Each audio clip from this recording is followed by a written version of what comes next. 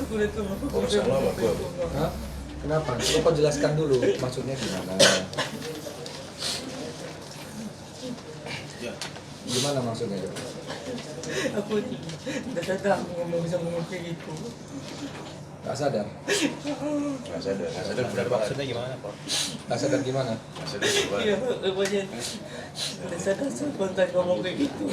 Pas aku dengar pagi-pagi ya, aku pun heran sendiri. Kamu lingkarin begini. Kepala. Sekarang muka anak gue lu ngapain? Bisa. Kenapa lingkarin begini? Anak gue muka lu lingkarin ya. Lu hancurin bagian lu Tuh, semua ya. kenapa anaknya dilingkarin begini? Itu pas malam itu enggak sadar. Kenapa? Hah? Pas malam itu udah sadar pas subuh itu. Nggak sadar? Ah, Kenapa nggak sadar? itu secara spontan aja. Lu lingkarin muka anak gue ya. Kan kamu nggak boleh dong, anaknya kan nggak tahu apa-apa. Kenapa kau lingkarin begini? Oh, sama mandau siluman itu gimana? Atau mungkin Itu dari itu cuma searching. buat apa? Cuma searching di Google buat gertak aja. Oh, buat gertak aja. Sedikit pun nggak ada. Oh, enggak, emang nggak ada niatan tuh pakai panah lombok. Nggak ada itu. Nggak Itu ada. searching loh, malu kan ada saking derasnya. Mata lu liat gue. Untuk mencoba itu dilihat abang sedikit pun dari hati itu nggak ada. Itu hanya gertakan lucu aja sama yang itu searching loh.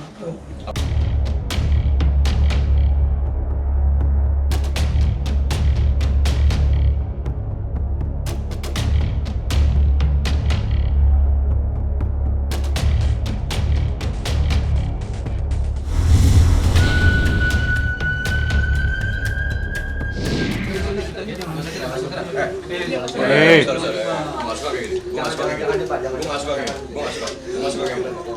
Gue nggak suka. Gue nggak suka kayak gini. Gue nggak suka. Suka kayak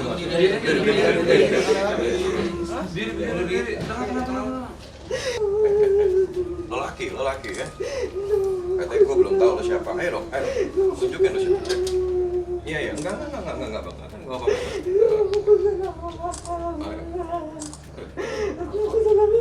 Lo minta di viral gini kan? Nah, nih, sesuai seperti yang lo minta. Gue ngabulin semuanya. Gue aja ketemu lo nggak mau. Satu ya. Nilai tanah untuk ajak patok itu semuanya hanya hubungan aja, bukan dari hati ya. Jadi kakak sebanyak makanya saya takut itu nggak akan terjadi. Nggak harus lah kayak gitu. Nggak seharusnya keluarganya dibawa juga, anak saya dibawa, istrinya dibawa.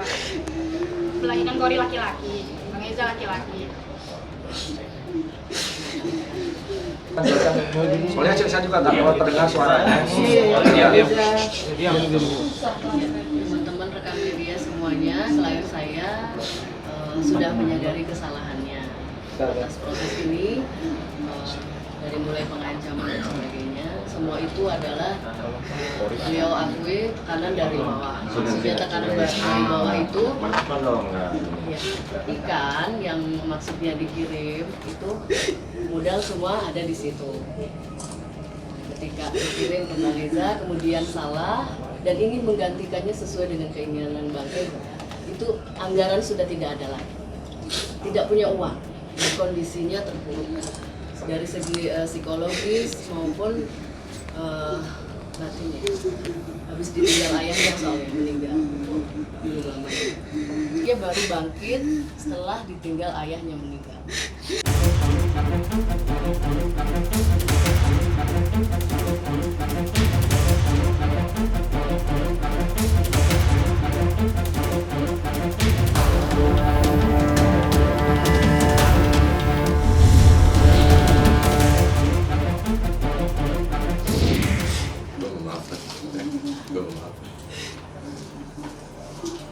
Gue sebagai manusia gue maafkan. Apa yang udah lo lakuin sekali lagi tidak bisa digantikan oleh gue. Jadi semua tetap saya serahkan ke pihak kepolisian. Sebagai laki-laki itu harus bertanggung jawab atas apa yang udah dilakukan.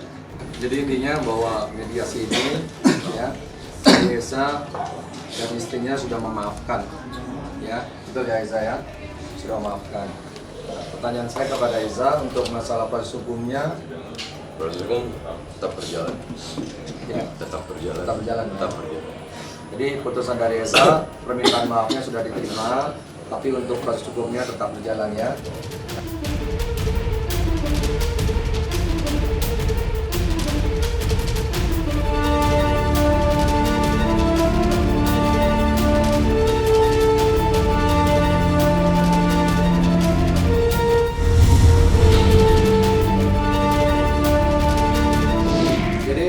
Sesuai dengan laporan kemarin, ya, pasal yang disangkakan adalah pasal 45 ayat 4 dan atau pasal 45B Undang-Undang RI nomor 19 tahun 2016 tentang perubahan atas Undang-Undang nomor 11 tahun 2008 tentang ITE dan atau pasal 335 KUHP maksimal 6 tahun penjara.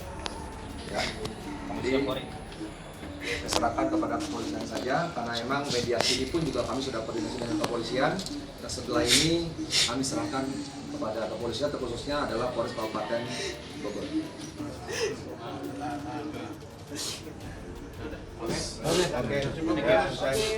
Di atas nama Kowi Supiandi, Kowi bersumpah itu tidak akan terjadi, sedikit pun tidak akan terjadi dari hati, demi Allah tidak akan terjadi. Kalau seandainya itu jadi, Kowi siap potong leher, demi Allah siap potong leher, siap mati. Harapan kami sebenarnya sampai di tahap mediasi, kemudian pihak Reza Gionino beserta keluarga besarnya memaafkan, dan harapan kami tadinya ingin segera diselesaikan pada tahap mediasi saja, tapi karena ini berlanjut sesuai dengan permintaan Bang Eza, ya kita akan melalui tahap proses berikutnya seperti itu.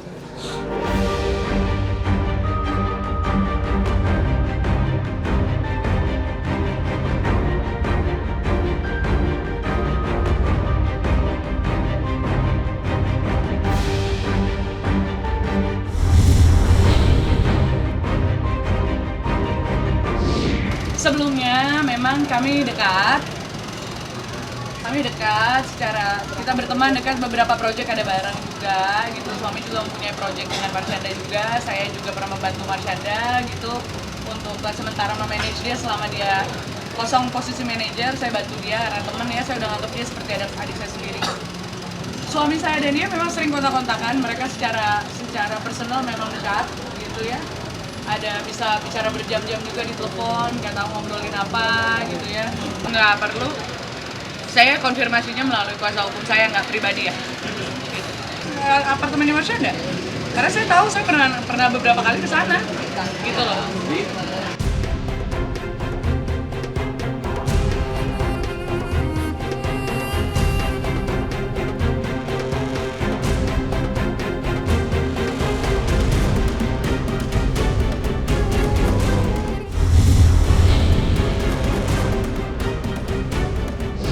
Kejadiannya di tanggal 8 September, itu saya dan suami cekcok, dan di situ ada tindakan KDRT yang sudah saya laporkan juga ke Polrestabes Bandung. Pada saat itu, detailnya baju saya dirobek, saya dibekap oleh baju yang dirobek dari badan saya. Lalu intimidasi itu dilakukan dari jam 11 malam sampai jam 5.30 pagi. Berakhir pada saat mbak saya juga mengambil video kejadian tersebut. Jadi ada footage-nya, ada bukti bahwa saya mendapatkan tindakan KDRT. Suami saya membawa anak saya pergi. Suami saya membawa anak saya pergi dari rumah orang tua saya di Bandung. Kebetulan setelah anak saya dibawa, saya mencari anak saya diputus kontaknya, saya tidak diangkat telepon saya tidak bisa mencari anak saya kemana-mana lah, susah ya untuk berkomunikasi dengan anak. Saya sebagai ibu kehilangan anak dari tanggal 8 September sampai akhirnya diketemukan di tanggal 28 Oktober. Mereka berada di apartemen daerah Fatmawati. Akhirnya saya telepon ke intercom di atas. Sudah tahu bahwa apartemen itu milik dari Ibu Marsyanda.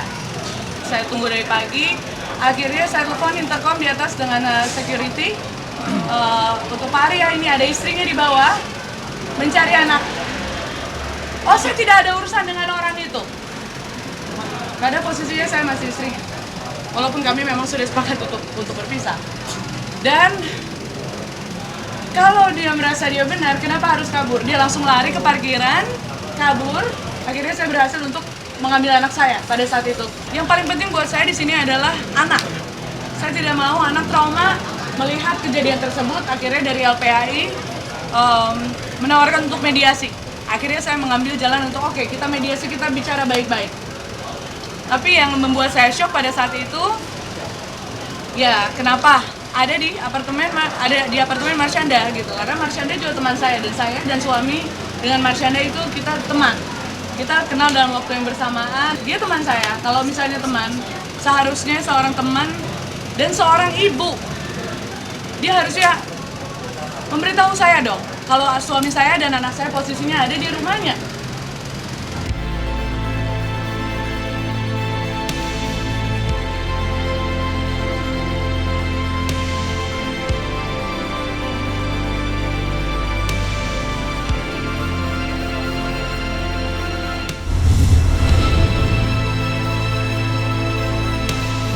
Ini kan suami saya pergi meninggalkan saya, membawa anak habis menganiaya saya. Saya mencari anak saya, ternyata diketemukan di apartemen Marsyanda. Yang saya pikirin kan bukan Marsyandanya duluan, yang saya pikirin kan gimana saya ambil anak saya, ya kan? Saya fokusnya adalah ambil anak saya gitu. Ambil anak saya dan apalagi iya ditemuinnya di apartemen itu gitu ya. Pasti saya mau ambil dong gitu. Saya mau ambil anak saya dan pada saat itu saya mikir oke, di apartemen Marsyanda gitu. Dan kayak kita sudah berperkara secara hukum dan itu lebih baik semuanya melalui hukum ya. Saya merasa ya ada permasalahan lah ya. Udah itu saya bilang bahwa suami dan istri harus satu sepakat gitu. Jadi saya tidak mau kamu berhubungan lagi sama Caca. Saya bilang.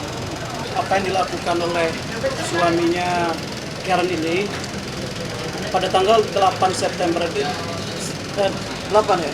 Pada tanggal 8 September ini sudah melakukan upaya hukum, yaitu melaporkan di Polrestabes Bandung karena kejadian ini di Bandung. Dari hari itu suaminya juga pergi membawa anaknya dan meninggalkan istrinya di rumah sendirian sampai akhirnya melapor. Terus tidak ada komunikasi ya, tidak ada komunikasi. Sekitar sebulan kemudian, tanggal 31 Oktober. Hampir 2 bulan ya. Menurut keterangan klien kami ini ada di apartemen Marsyanda. Langkah hukum pertama kali yang kita akan ambil adalah mengundang Marsyanda untuk klarifikasi. Dan itu harus mau klarifikasi permasalahan ini. Kenapa misalnya suaminya Karen ini ada di sana?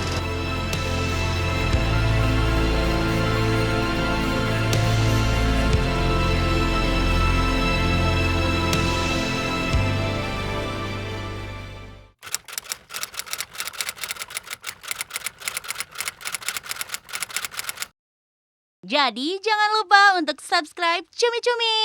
Ditekan ya tombol lonceng merahnya.